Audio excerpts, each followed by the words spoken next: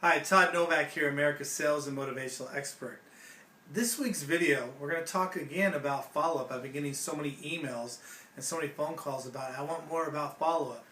You know, because it is that tough thing that nobody really wants to do, but it's so critical, and it's really the way to increase your sales immediately. You know, it's funny to me when people follow up.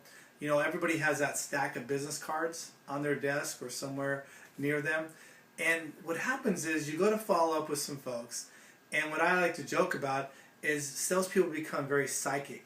And what do I mean by psychic? They begin to look at the cards and they begin to say, oh, not follow up with that person, not that person, not that person.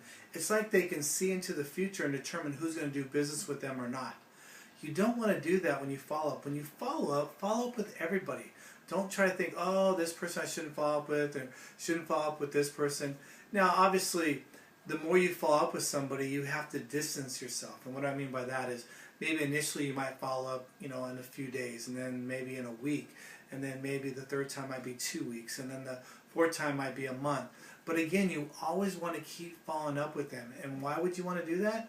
Because think about it. If you spend all this time and energy finding the prospect, presenting to them, asking them for their business, and then they don't buy from you, and then you follow up with them for maybe a month or two, and then what happens is you stop following up with them.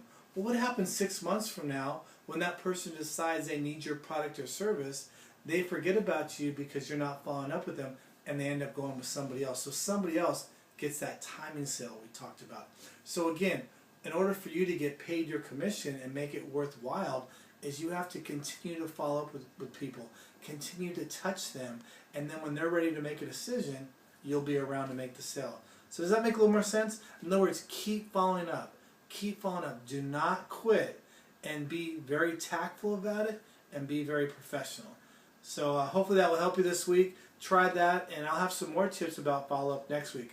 Again, if you're watching this on Facebook, go ahead and hit the share button and share it with some friends. Again, this is Todd Novak, America's Sales and Motivational Expert.